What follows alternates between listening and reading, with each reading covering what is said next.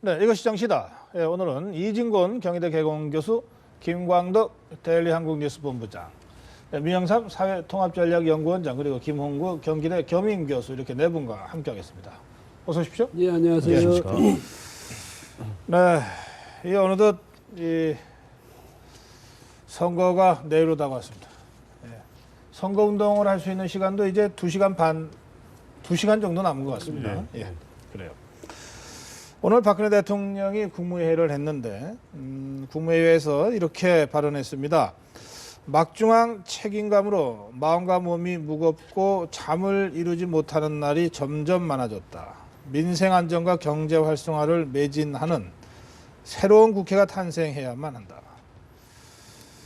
국민들이 빠짐없이 소중한 한 표를 행사해서 국민을 섬기고 나라를 위해 일하는 20대 국회를 만들어 주실 것을 당부드린다. 박근혜 대통령의 국무회의 모두 발언, 이 발언이 나오자마자 야권에서 일제히 선거 개입이라고 비판하고 나섰습니다. 이진곤 교수, 예. 어떻게 보십니까? 그 뭐 선거 개입, 그런데 저 야당의 입장에서 볼 때는 선거 개입이라고 분명히 느껴지겠죠. 그런데 네. 대통령으로서 할 수 없는 말을 했느냐, 그건 아니죠. 대통령으로서부터 충분히 주문할 수 있는 거고, 또 하나는 뭐냐면 사실은 입법부대 행정부라는 그런 입장에서 볼 때 행정부를 그동안 이끌어온 그 대통령으로서 입법부가 너무나 그 비협조적으로 나왔다. 뭐 네. 발목을 계속 잡았다. 이렇게 볼 수는 있거든요. 그러니까 20대 이제 국회를 다시 구성하는 그런 총선거에서 이번에는 좀 협조적인 그런 저 국회가 좀 됐으면 좋겠다. 희망을 말하는 건 있을 수 대통령으로서 있는데 할 말을 했다. 뭐 그 정도 할 수는 있는 말이죠. 그러나 야당에서 비판할 수도 있다. 그렇죠. 어떻게 보세요, 김홍 교수? 네, 저는 대통령의 고심 충분히 또 이해가 되고요. 야당도 이런 발언에 대해서 선거 관련해서 발언이 자꾸 나오는 데 대해서 아무래도 걱정이 되는 뭐 그런 내용들 양쪽 다 저는 이해가 됩니다. 그런데 저기서 느끼는 거는 대통령의 메시지가 너무 자주 나온다. 사실 말해서 대통령의 메시지가 너무 잦고 또 강도도 계속해서 이어지면서 도리어 대통령의 발언이 갖게 될 그런 그 수준이랄까요? 국민들에게 호소력이 좀 더 약해지고 있는 이런 부분이 좀 아쉽습니다. 그래요. 김성수 더불어민주당 대변인의 논평은 이렇습니다. 내일 선거에서 여당 후보를 찍으라는 노골적인 대국민 협박이다. 어느 민주정부에서도 볼 수 없었던 최악의 선거 개입이다. 김홍 교수가 이 정도의 강한 논평에 동의하는 것 같지는 않습니다. 너무 강한 논평이라고 저는 생각이 들고요. 대신에 저는 좀 걱정되는 부분이 예. 왜냐하면 행정부가 할 역할이 있고 네. 사실은 국정에 대한 책임은 일단 행정부가 져야 되는 거거든요. 네. 입법부가 물론 발목을 잡았다라는 측면에서는 법안 통과의 문제점들을 지적할 수는 있지만은 네. 이게 너무 잦아지면서 사실은 모든 탓을 입법부에 돌리는 것처럼 알겠습니다. 이렇게 되는 부분들이 걱정이 되는 거죠. 네, 김광두 본부장. 뭐 더민주 대통령의 발언과 더민주 대변인의 논평을 좀 같이 평가를 해주시죠. 예, 더민주하고 국민의당은 강도가 좀 다른데요. 네, 더민주는 굉장히 강도 높게 했는데 그렇다고 선거법 위반이라고까지 주장은 하진 않았네요. 굉장히 정치적 수사는 굉장히 강한데 네. 국민의당은 뭐 국회 책임 돌리는 것은 유감이다 이 정도 선에서 했고요. 근데 오늘 보면서 일단 눈길을 끄는 거는 대통령이 오늘 굉장히 푸른색 정장을 입고 와서 밝혔더라고요. 보니까. 그래서 빨간 옷 입고 한 게 선거법 위반이다라고 시민단체에 제소한 게 있어요. 아 그래요? 네, 그래서 며칠 전에 빨간 옷 입었다고 해서 이게 선거법 위반 아니냐. 그래서 새누리당의 상징색을 입고 나왔으니까 지지를 선언한 거 아니냐. 이런 그런 게 있었는데 어저께는 하늘색인데만 오늘 파란색을 입고 와서 상당히 그런 걸 의식한 건지 우연히 이렇게 된 건지 그건 아니 좀. 빨간색이 선거법 위반이면 파란색도 선거법 위반이죠. 네, 그러니까 참. 지금 선거법은 어느 당이나 지지하면 선거법 위반이 되죠. 예, 그래서 어제 오늘 거는 약간 더민주에 약간 가까운 색인 것 같고, 근데 요것만 말씀드릴게요. 하여튼 박 대통령이 바라는 선거법 위반의 논란의 경계선을 넘지 않은 선에서는 네. 굉장히 강도가 있는 강한 메시지로 보이는데 그동안 해온 그동안의 메시지하고 그러니까 진실한 사람을 뽑아달라 국회 심판론 이런 거여도 맥락인데 선거 전날 했기 예. 때문에 관심이 되는 거고 논란이 되는 것 같습니다. 알겠습니다. 민영삼 원장은 어떻게 평가하십니까? 근데 여권의 지지층들에게 결국에 이심전심으로 호소하는 그 여권의 일종의 그 프리미엄이다. 아니 노무현 김대중 정부 때는 뭐 안 그랬습니까? 결국 노무현 대통령께서는 선거 개입 바로 탄핵까지 갔지 않습니까? 그 평가를 놔두고라서. 네. 그런 측면이 있고요. 그다음에 저는 그것도 야당 입장에서 자꾸 이걸 갖다가 세게 논평하면 할수록 오히려 대통령이 주장한 대통령이 의도하는 국회 심판론에 말려드는 게 아닌가. 예, 저는 그런 판단을 해봅니다. 알겠습니다. 예. 뭐 네 분이 말씀하셨습니다만은 예, 야당으로서 비판할 수 있다 그러나 조금 너무 강도가 높으면 오히려 역풍도 있을 수 있다. 뭐 이런 정도로 정리해 놓겠습니다. 예. 여야가 이 최대 승부처인 수도권에 어제 오늘 뭐 사실 이 지도부 전체가 뭐 올인하다시피 했습니다. 예, 오늘 이 시각까지 아마 수도권에서 여야 지도부 마지막 유세를 계속하고 있을 겁니다. 여러 조사 지금 공표는 되기 어렵습니다만 어쨌든 국민의당이 막판 기세를 상당히 올리고 있는 것 같습니다. 그래서 목표 의석수도 조금씩 더 높여가는 것 같고요. 자, 그런데 122석의 수도권 이게 뭐 최대 접전지일 수밖에 없죠. 또 뭐 아니 지역구의 절반이니까 예, 그렇죠. 그래요. 최대 변수 또는 뭐 지금부터 내일 투표 때까지 사실은 이 국민 유권자들의 마음은 내일 투표일 오전 다르고 오후가 또 다를 수 있습니다. 예. 그래서 내일 최종 투표 때까지의 변수가 있다면 어떤 변수가 있겠습니까? 예, 민영상 원장. 저는 생각할 때는 아무래도 녹색 바람이 녹색 바람. 예, 정말로 있는지 없는지 그리고 있다고 그러면 서울까지 수도권까지 상륙해서 어느 정도인지 그래서 정말로 만약에 지금 여러 가지 그 예상처럼 있다고 하면은 결국 그것이 엄청나게 했을 경우에는 그 더불어민주당의 몰락과 더불어서 의외로 일려 다야구도 속에서 새누리당에 180석에 근접하는 그런 상황까지 와버리기 때문에 국민의당에 또 직접적인 영향을 미치고요. 그래서 굉장히 그 큰 변수가 아닌가 이렇게 저는 봅니다. 저는 크게 두 가지 변수라고 보는데요. 네. 아까 녹색 바람이라 했는데 녹색과 푸른색 중에 어느 쪽으로 표 쏠림이 실제로 나타나느냐. 그렇지 않으면 녹색 그동안 나타난 정당 주적이 흩어지느냐. 두 야권의 지지율과. 또 하나는 고령층의 투표율하고 젊은 층의 투표율이 당초처럼 고령층이 굉장히 높게 나타나고 한 게 그대로 관철이 되느냐. 여론조사처럼 젊은 층이 굉장히 높아지느냐. 그가 두 가지가 가장 중요한 변수가 될 것 같습니다. 우선 파란색과 녹색이라고 그러셨는데 어느 쪽으로 표 쏠림이 있다면 어느 쪽으로 있을 것 같습니까? 일단 그 지역구에서는 역시 수도권에서 여론조사상으로도 지금 소위 푸른색 더민주가 굉장히 높게 나오고 저 국민의당이 지금 10% 이하였다가 네. 지금 약간 10% 이상으로 올라가는 이런 상황인데 이게 이 정도 선에서 그대로 유지가 될 경우는 새누리당이 해볼 만한 싸움이 될 거고 네. 만약에 지역구에서 더민주로 많이 쏠리면 그런데 근데 이제 비례대표의 경우는 그렇게 쏠리지 않고 네, 그냥 알겠습니다. 국민의당 높게 나올 것 같습니다. 예, 세대별 투표율도 변수 중에 하나다 그랬는데 노년층이 상대적으로 좀 새누리당 지지층이 많은 쪽인데 투표율이 최근에 좀 낮아서 새누리당이 뭐 걱정하던데 조금 올라가고 있습니까? 어떻게 보십니까? 그러니까 공천 뭐 후유증 때문에 60대 이상이 투표장에 안 나가겠다는 그런 네. 그 사람 비중이 높아졌다 이러는데 제가 생각할 때는요. 네. 이 또 나이 많은 층에서는 화는 나더라도 또 이제 막상 그때가 되면 아유 그래도 가서 찍어야지. 아, 그래요? 아마 이런 분위기가 돌아갈 거예요. 그래서 지금 벌써 이제 새누리당 쪽에서는 약간 회복되는 그런 분위기를 느낀다니까. 아하, 예. 아마 내일 그 투표장에서는 이제 20, 30대가 그 굉장히 이제 뭐 의욕적이라는 것 아닙니까? 네. 그런데 기대만큼은 안 될 거고 또 60대 이상은 걱정만큼은 안 될 거고 그렇다. 이렇게 걱정하는 만큼 낮진 않을 거다. 예, 노년층의 예, 경우에. 예. 그다음에 청년층의 결집도 기대만큼 그렇게 높지 않을 거다. 그렇죠. 그건 왜 그렇게 보십니까? 청년층.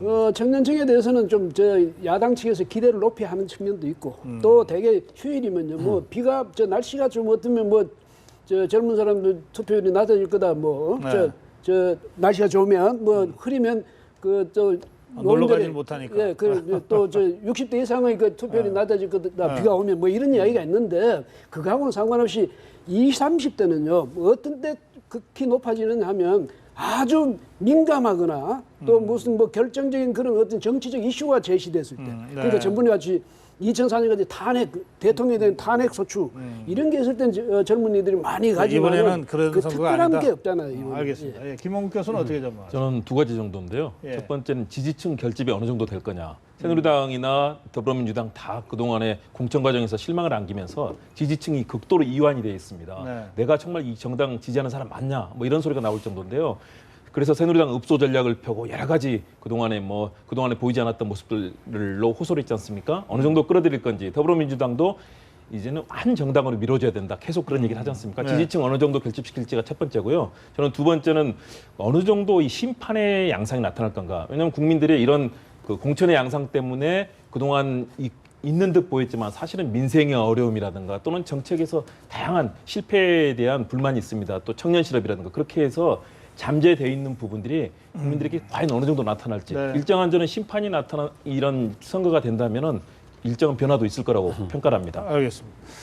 자, 그런데 이제 선거 막판으로 가면서 이제 각 당이 또 이 계산도 좀 분주해지고 또 전략 구사도 좀 변화가 있을 수 있습니다. 이를테면 뭐 밴드웨건 효과를 좀 크게 보는 입장에서는 뭐 우리가 이겼다 또는 이기고 있다 뭐 이렇게 해서 분위기를 좀 띄울 수 있겠고, 반면에 위기의식을 고조시켜서 저 기권하려고 했던 이 고정지지층을 투표장으로 끌어들이는 것이 유리하다.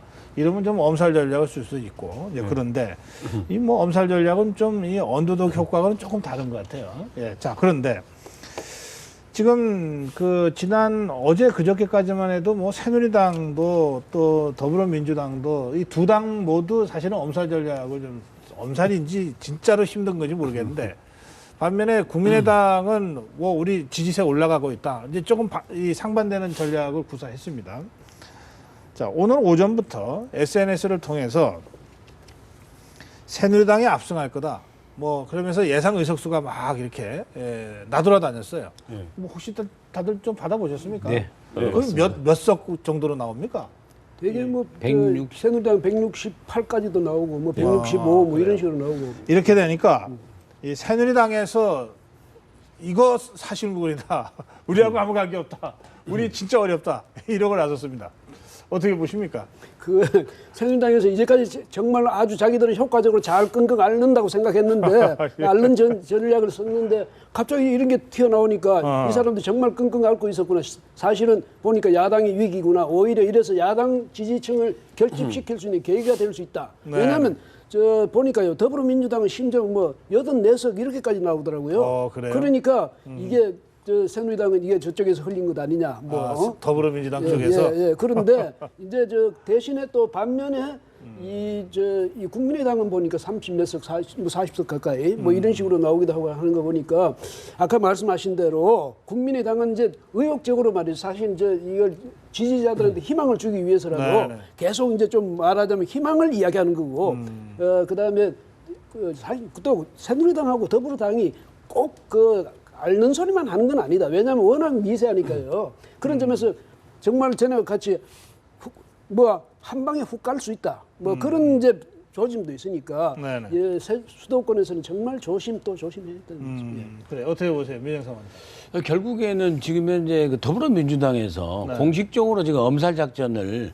진짜라고 그러면서 이제 피고 있지 않게 엄살로 보이는 실질적으로 100석 아래로 이렇게 보면서 지금 뭐 대변인 총선 기획단장 모두가 80대 후반석까지 얘기를 하고 있거든요. 네. 그런 것에 반해서 이제 새누리당은 처음에 그 130석 내외로 됐던 그 엄살 작전을 사실 슬쩍 걷어들이면서 과반 150선을 갖다 얘기하고 있는 네. 이런 상황이기 때문에 결국에 새누리당이 좀 낫지 않느냐라는 여론이 이렇게 증폭되는 것 같습니다. 그래요. 그럴 경우에 뭐 과반의석에 힘을 실어주자 이런 밴드웨건 효과가 좀 있을 가능성이 있습니까?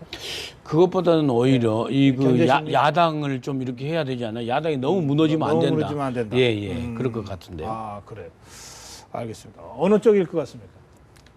예. 저는 돌고 있는 내용들을 봤었는데요. 네. 보니까 이제 정의당이 좀 과장돼서 정의당이 두 자릿수 이상으로 많이 나오는 걸로 되어 있습니다. 그런데 현재 얻을 수 있는 의석이라든가 비례를 고려하더라도 그 정도 수준은 안 될 것으로 보이고요. 예. 더불어민주당이 저는 굉장히 위기라고 생각합니다. 왜냐하면 표를 얻을 곳이 없습니다. 호남과 수도권, 충청 일부를 더하면 수도권에서 일정한 표를 얻더라도 사실은 80, 90석 뭐 이 사이를 왔다 갔다 하거든요. 더불어민주당은 엄살이 아니다. 엄살이 아니라 제가 판단할 때는 더불어민주당은 지금 최대 위기라고 저는 판단합니다. 왜냐하면 수도권에서 국민의당과 정의당이 일단 단일화가 안 됐기 때문에 참 표를 얻기가 쉽지 않은 상황입니다. 사실 이 뭐 국민의당과 정의당이나 무소속을 좀 논의를 하면 더불어민주당과 새누리당은 일종의 제로섬 게임 관계 아닙니까? 그렇습니다.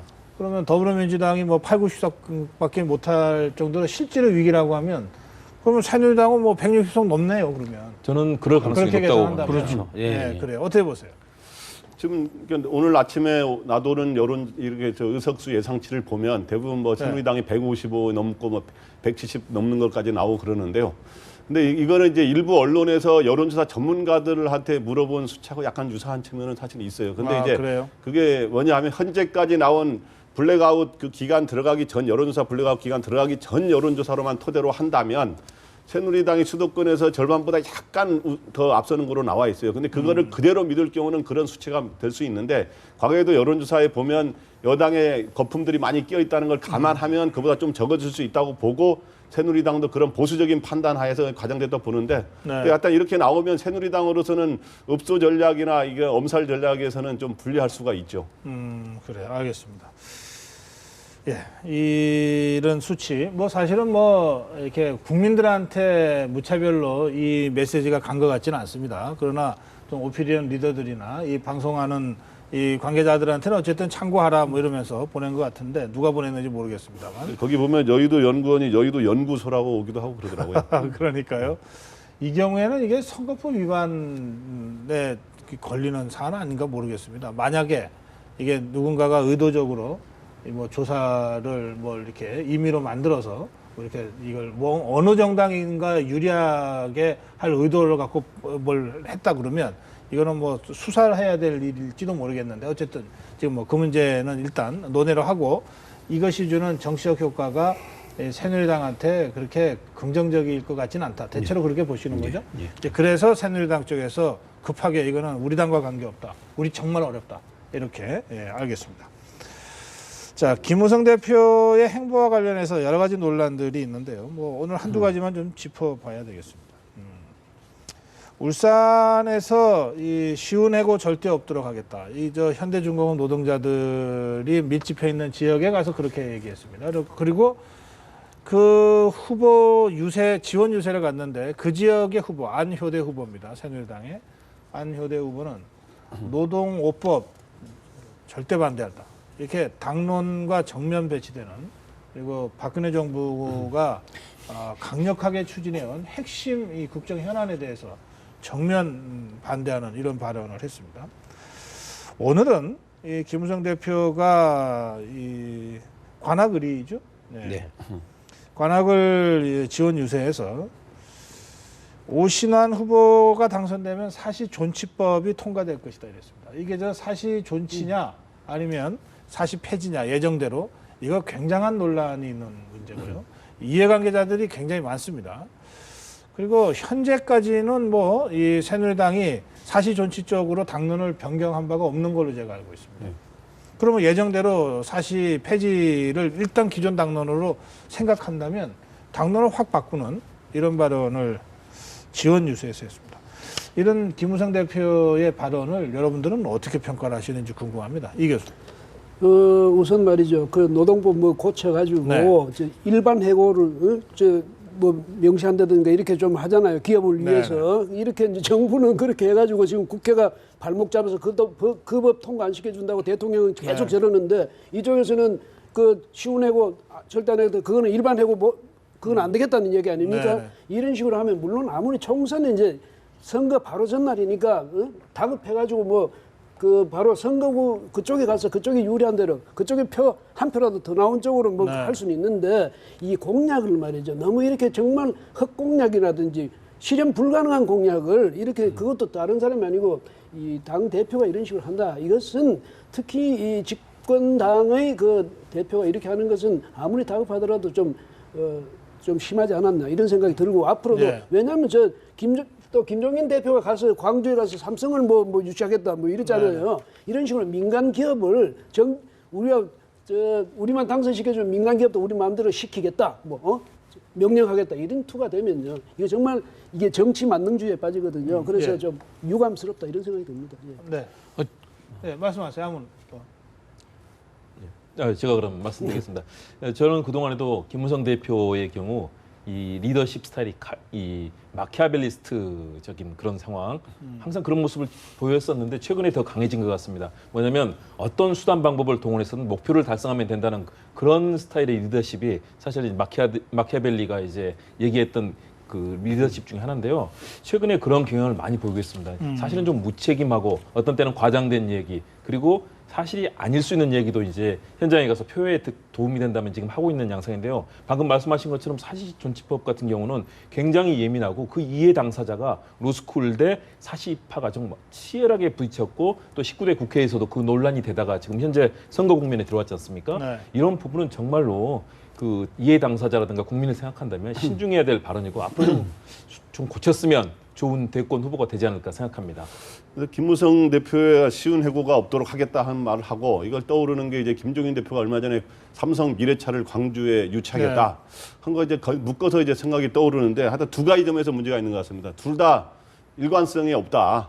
서로 이제 얼마 전에 김무성 대표가 비판하지 않았습니까? 삼성 미래차 하겠다는 게 말이 되느냐. 그렇게 기업의 거를 일방적으로 제1야당이 유치하겠다고 한다는 게 그렇게 해놓고 자기를 이제 선거 전날 또 이렇게 씌워내고 불가하다라고 하는 건 기업에서 해야 될 이야기를 하고 있는데 하여튼 김종인 대표 말 맞다나 일관성이 밥 먹여주냐 그러는데 둘 다 지금 완전히 일관성에 그 진짜 정치가 아무리 일관성이 없어진 선거 전략이라 그러지만 그 점에서 문제가 있고 또 하나는 둘 다 삼성차 유치라든가 이게 쉬운 해고 없다고 하는 게 시장 경제 원칙에 너무 안 맞다. 이 점에서 아무리 표 없기도 그렇지만 그래도 최소한 당대표들은 본분을 지켜야 되는 거 아닌가 하는 생각이 듭니다. 네. 공약 그 자체의 정당성이나 당위성을 떠나서 우선 실현 가능성, 그러니까 지키지 못할 약속, 또 지키지 않을 의도가 뻔히 있는 약속을 이렇게 집권당의 대표가 이렇게 한다는 데에서 집권당에 대한 신뢰를 손상시킬 뿐만 아니라 정당 이 정치권 전체에 대한 신뢰를 무너뜨리는 그런 상황이다라는 측면에서 굉장히 비판받아야 될 대목이라고 보여집니다. 알겠습니다. 이 뭐 국회의원 한 명 당선되면 법이 하나 바뀐다 이런 발상 자체가 그럴 거면은 도대체 이 10,000건이나 넘는 이 19대 국회의 계류 법안은 도대체 그럼 국회의원 10,000명 당선시키면 됩니까?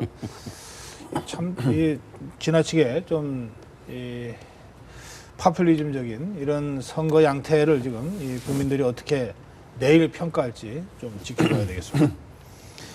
김무성 대표가 또 공식 사과했습니다.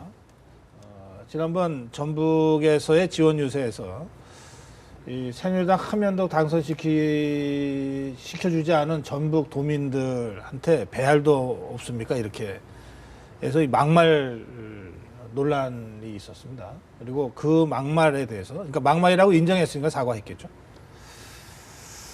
네, 뭐 이거 뭐 평가 뭐 이 자체를 갖고 뭐 사과했으니까 뭐 평가할 것까지 없겠습니다만 이게 저 김무성 대표만이 아니라 지금 여러 당, 뭐 각 당이 선거 일주일 전부터 이게 실언, 막말 이거 하나로 몇 석 날아갈 수 있다. 이래서 일제히 단속에 들어갔거든요. 말 실수하면 안 된다.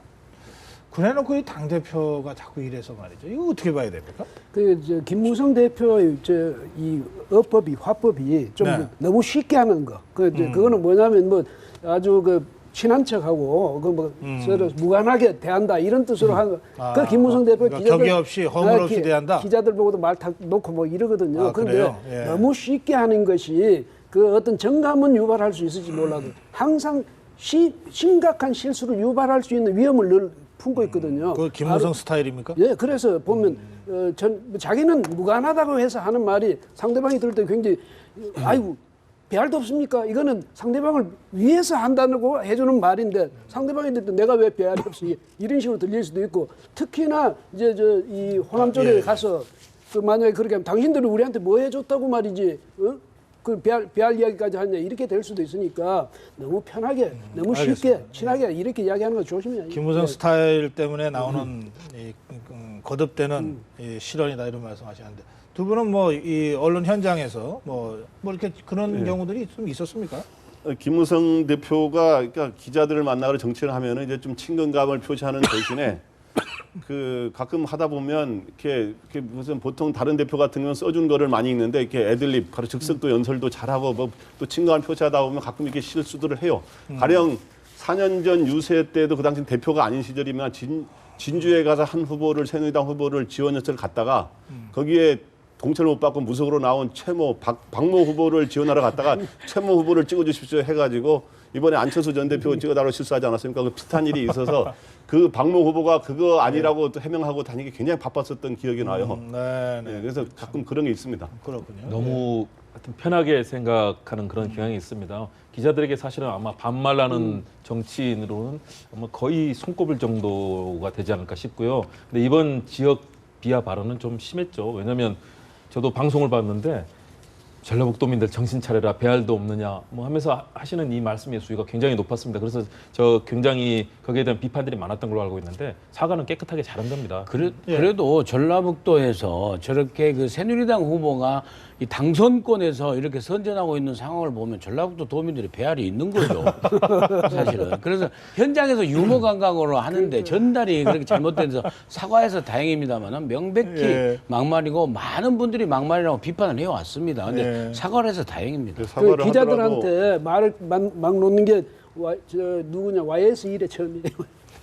사과를 하더라도 말로 했으니까 본인의 말로 더 했으면 더 좋았을 뻔했어요. 근데 사과문을 대신 낭독하는 거로 했거든요. 알겠습니다. 지금 이 혼전 박빙인 지역 전주을 지역이죠. 예, 전북 전주을 지역의 새누리당의 정운천 후보, 더불어민주당의 최형재 후보, 그리고 국민의당의 장세환 후보. 예. 이게 뭐 오차범인의 혼전이다라고 이제 보도가 돼서 저도 오늘 아침에 뭐 다른 방송에서 세 사람을 다 인터뷰를 해봤는데요. 예, 정말 박빙이거든요. 그러니까 이런 현상 자체가 예, 전북도민들이 나름대로 그렇죠. 줏대 갖고 판단하고 있다. 예. 이걸 보여주는 건데 이 정치권이 함부로 이렇게 사과는 어쨌든 잘했다 이런 말씀이죠. 그렇죠. 알겠습니다. 예. 자, 이제 야권 상황도 좀 짚어보겠습니다. 문재인 더불어민주당 전 대표 지금 호남을 다시 방문했습니다. 순천에서는 뭐 다시 사죄에 절을 했고 광주에서는 이 모든 것을 걸었다 이러면서 DJ의 유언까지 지금 언급했습니다. 김대중 대통령 이렇게 표현했죠. 예, 저는 지금도 김대중 대통령이 돌아가시기 직전 마지막 식사 자리에서 저와 몇 사람에게 한 간곡한 당부를 잊지 못한다. 반드시 대통합해 정권 교체를 해달라는 유언 같은 그 당부를 못 지켰다. 제 죄가 크다. 이렇게 어떻게 보십니까? 좀 효과가 있겠습니까? 저는 일정한 효과는 있지만 그 네. 폭은 아주 작다라고 생각합니다. 제가 최근에 취재하고 또 현지에서 들어본 민심들은 네. 이미 문재인 전 대표에 대해서는 일정한 선을 정했다. 아하. 그리고 더불어민주당과 문재인 대표에 대해서는 현재까지의 그 리더십, 특히 더불어민주당이 이번에 공천 파동 등을 통해서 네. 문재인 중심의 당이다, 문재인 대표 중심의 당이다라는 이런 것들이 확인되면서 호남 민심이 더불어민주당에 대해서는 일정하게 거리를 두는 양상을 가져갔고 여기에 대해서 방문도 너무 늦게 했고요. 타이밍이라든가 사실은 그 전에 뭐 여러 차례 방문한다거나 이런 사전에 준비된 그런 화해가 아니고 본인이 선거 막바지에 결국은 다급한 상황에서 처해 있었기 때문에 호남 지역민들의 민심이 그렇게 많이 움직인 것 같지는 않습니다. 약간은 뭐 움직일 수 있지만 그렇죠. 그러나 형세를 뒤집을 정도의 효과를 갖고 오지는 못한 것 같다. 예, 그렇게 평가합니다. 예. 저도 취재를 해보니까 네. 그동안 뭐 마이너스 효과도 있을 거라는 예측도 있었잖아요. 근데 마이너스 효과까지는 아니고 이제 플러스 효과가 있었는데 네. 그 효과는 미풍이었다고 하는 게 전문가들의 분석이고 아. 한 여론조사 전문가들은 이제 뭐 여론조사를 지금 공개할 수는 없잖아요. 그런데 방문한 날, 지난 금요일 날 처음 방문한 날과 뒷날에는 컨벤션 효과인지 모르겠지만 약간 더민주가 호남하고 수도권에서 약간 여론이 조금 약간 좀 결집하는 움직였는데. 최소한 결집하는 이런 효과를 했는데 다시 약간 다시 그 조정이 된 모양이에요. 다시 그런 게 제가 여론조사 전문가들 들은 이야기고 또 현지의 지방 언론들을 기사를 제가 리뷰를 해보니까 네. 방문했지만 큰 그 기본적으로 유권자들의 마음을 크게 움직이지는 못했다 하는 분석한 게 많더라고요. 그러면 이 김홍걸 부위원장이요, 선대위 부위원장입니다. 그 김대중 대통령의 셋째 아들이죠. 예, 네. 김홍걸 부위원장이 호남 민심이 다시 더 민주로 오고 있다는 것이 확실하게 보인다. 50대 이하 원래 지지도가 높았던 연령대에 결집이 되고 있다. 문 대표 방문 후에 5, 60대 연령층에서도 분위기가 부드러워지고 있다. 이렇게 인터뷰를 했습니다. 그럼 이거는 저 근거 없는 얘기입니까? 근데 그 문재인 전 대표가 방문한 현장에 모이신 분들의 열기는 당연히 뜨겁죠.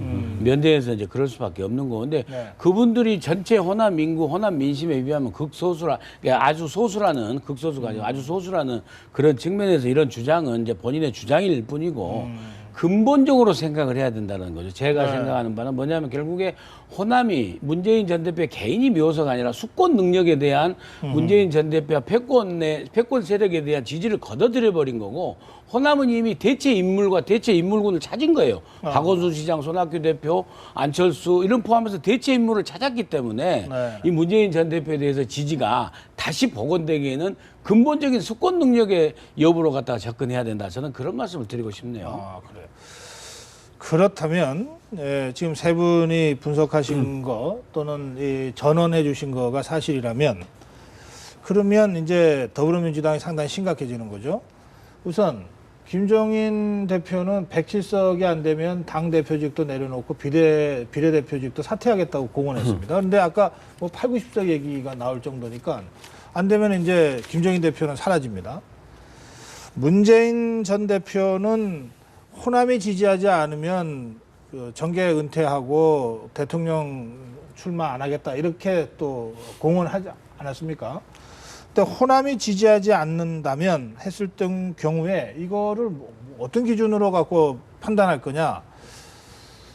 뭐 호남 28개 지역구니까 그중에 절반이라도 못하면 뭐 지는 거 아니냐? 그러면 호남 지지가 없다고 봐야 되지 않냐? 뭐 이렇게 얘기를 만약에 해서 14석을 기준으로 한다 그러면 현 상황에서 14석이 안 될 가능성이 있단 말이에요.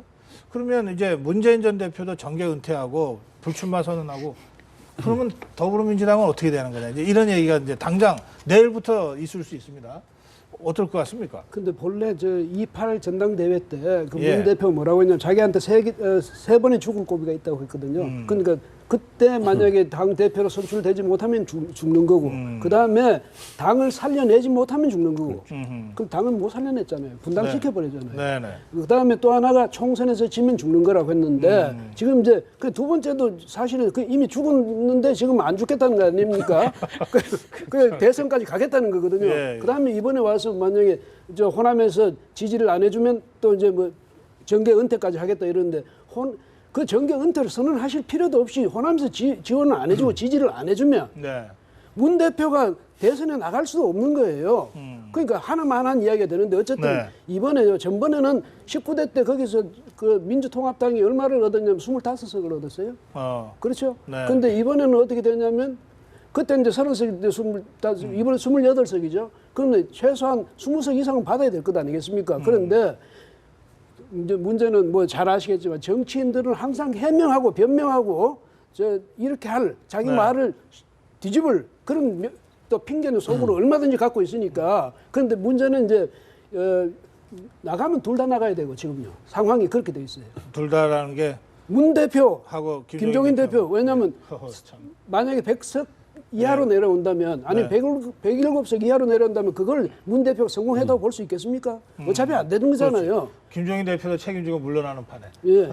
그래요. 예. 어떻게 보세요? 일단 김종인 대표는 최대의 위기를 맞았습니다. 왜냐하면 이 상황이 더불어민주당에게는 회복하기 쉽지 않은 국면이기 때문에 본인의 원래 또 약속을 지키시는 제가 스타일로 알고 있는데 네네. 그 공언했던 바를 지킬 거고요. 그렇다면 김종인 대표는 최대의 위기고 문재인 전 대표의 경우는 일단은 호남의 지지를 거두면이라는 이 사실은 조건절이 굉장히 문제입니다. 이 조건문이 사실은 어떤 숫자를 규정하고 있지 않은데 일단은 일반적인 판단을 하기에는 그동안에 악화된 형세가 있었습니다. 그렇기 때문에 만약의 경우 더불어민주당이 두 자릿수가 아닌 한 자릿수로 떨어진다면 네. 전체 28석 중에서 그렇다면 그거는 최대의 위기라고 봐야 될 거고요. 그런데 과연 문재인 전 대표와 소위 말하는 우리 친노 진영에서 이것을 받아들일 것이냐.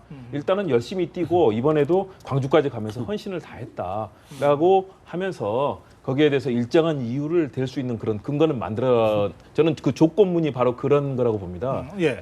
예. 막판에 그 유세 무대에 투톱 체제가 되지 않았습니까? 네. 그래서 김종인 완톱 체제, 투톱 체제가 된 이후에 정치권에는 그러면은 총선 결과에 따라 둘 다 살거나 둘 다 죽는다 이런 이야기가 나왔는데 제가 보기엔 그렇게 보지 않았습니다. 운명 공동체로 보지 않습니다. 저는. 네. 일단 김종인 대표는 자기가 명시적으로 언급한 107석 이하가 되면 자기는 대표직 사퇴를 하든 책임을 지겠고 심지어 비례대표도 할 생각이 없다 이렇게 말했기 때문에 네. 107석 이하면 저는 상당한 정치적 위기에 일단 처할 것 같습니다. 좀 만류하는 모양새를 취하겠지만 그런데 이제 문재인 전 대표 같은 경우는 100석 이하 한 자릿수로 떨어지는 두 자릿수로 떨어지는 순간 상당히 정치 그거에 책임져야 되는 거 아니냐. 호남에서도 예를 들어서 15석이 넘지 못하고 뭐 제1당의 득표율 1당이 못 되면 책임져야 되는 거 아니냐 논란이 나오지만 네. 거기에 더민주의 대부분의 세력이 친노 주류이기 때문에 그렇게 하면서 논란 속에서 계속 고하는 모양새를 취하지 않을까 이렇게 봅니다. 문재인 대표는 어떤 상황에서든 다시 버틸 거다 이 말씀이시네요. 그렇죠. 예. 결국에는 지금 현재 보면은 최하 잡아도 뭐 80석 후반대로 잡는데 그 중에서요. 네. 결국에 한 30여 명은 지금 친노 친문 그룹이라고 일컬어지는 분들이요. 네. 재선 3선이 돼가지고 있을 확률이 굉장히 높습니다. 당의 중심이 될 거다. 그렇죠. 그렇기 때문에 결국에는 오히려 승리할 경우에는 문재인 대표를 당연히 전면에 내세우겠지만 패하더라도 이 친노 세력이 전면에 대등장하는데 그때 정말로 그 문재인 대표를 계속 옹립할 것인지 아니면은 뭐 손학규, 김부겸, 박원순 네. 이런 대체 인물을 내세워서 같이 갈 것인지 굉장히 그 볼만한 그 또 어찌 보면 노선 내용에 빠질 확률이 높죠. 근데 그러면 뭐 이 대선 불출마나 정계 은퇴나 뭐 이런 얘기를 안 하고 그냥 열심히 다니면은 논란이 없잖아요. 그렇게 하면 안 되나? 근데 그거는 자기가 그만큼 지금 그 각오를 하고 있다. 그만큼 심정이 절박하다. 뭐 이런 거. 그다음에 여러분은 그만큼 내가 기대하고 믿고 있습니다. 광주 또 호남 유권자 이런 아마 그런 것을 강조하기 위해서 그런데 아까도 말씀드렸지만 그 정치인이 핑계 없어가지고 뭐 말 시건할 경우는 없거든요. 언제든지 핑계를 만들 수 있으니까 문 대표가 또 뭐 정치적으로 할 수 있는 이야기예요. 이 교수 그렇게 말씀하시지만 우리 정치권이 뭐 여야 가릴 것 없이 그런 행태 때문에 이렇게 불신을 받게 된 거 아닙니까? 그렇죠. 아니 국민들이 보기에 좀 과하다 싶을 정도로 자기 발언에 책임을 지는 정치인들이 여에서든 야에서든 좀 나와야 아니 뭐 저 사람 얘기는 우리가 한번 믿을 만하다 뭐 이렇게 되고 그런 사람들은 정말 급할 때는 다시 좀 나와 주셔 이렇게 부를 수 있는데 지금 말씀대로 뭐 한마디 툭 던져놓고서 뭐 이런저런 핑계를 대서 없었던 얘기로 하고 사실은 저 노태우 저 중간평가 무산 때부터 말이죠 이렇게 거듭되니까 진짜 저 보궐선거 나갔다가 졌다고 정계선 은퇴 딱 해버린 손학규 전 대표가 이게 돋보였던 거 아닙니까? 노무현 전 대통령의 경우도 그런 적이 있었어요. 예, 그래요. 노 예. 후보 때 그 PK 지역에서 한 석도 못 얻으면 근데 부산시장, 울산시장, 또 경남지사. 경남도지사 뭐 그러면 내가 제 신임 받겠다 해놓고 뭐 못 얻었어요.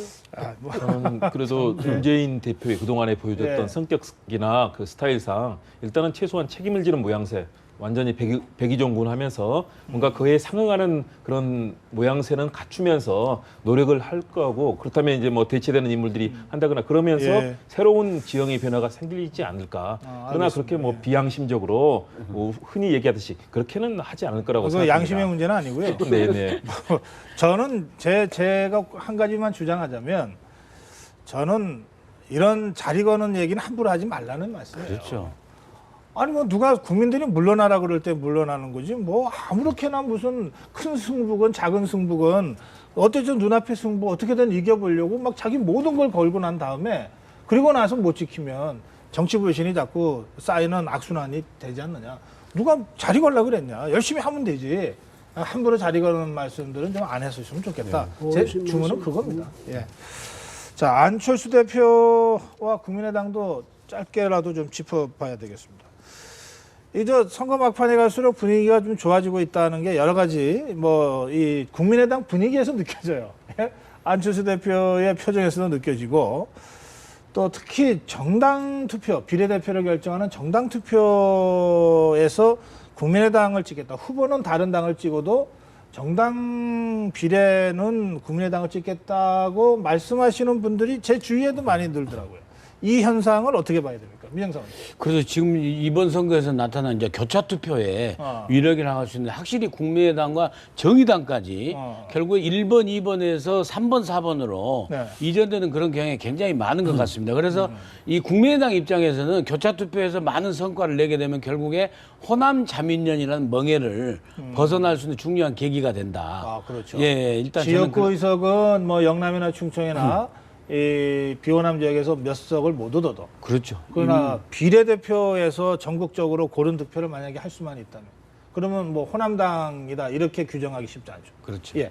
상당한 기세를 타고 있다고 봅니다. 교차 투표에서도 제가 만나는 많은 분들도 국민의 이 정당에서는 야권 지지자들의 경우는 후보는 더불어민주당을 찍더라도 교차 투표에서는 국민의당이나 정의당을 찍겠다는 분들이 상당히 심심치 않게 볼 수 있거든요. 네. 그 흐름, 특히 국민의당이 기세를 보이면서 호남에서 선전하고 있고 수도권에 있는 호남 지역 출신들 굉장히 서로 영향력이 있는 그런 그 관계를 갖고 있는데 그 흐름이 굉장히 전이되고 있는 양상이 나타나고 있고 그래서 국민의당이 수도권에서 뭐 15% 이상 지금 지지율이 상당히 상승하는 흐름을 보이고 있는 것이 그거라고 봅니다. 예.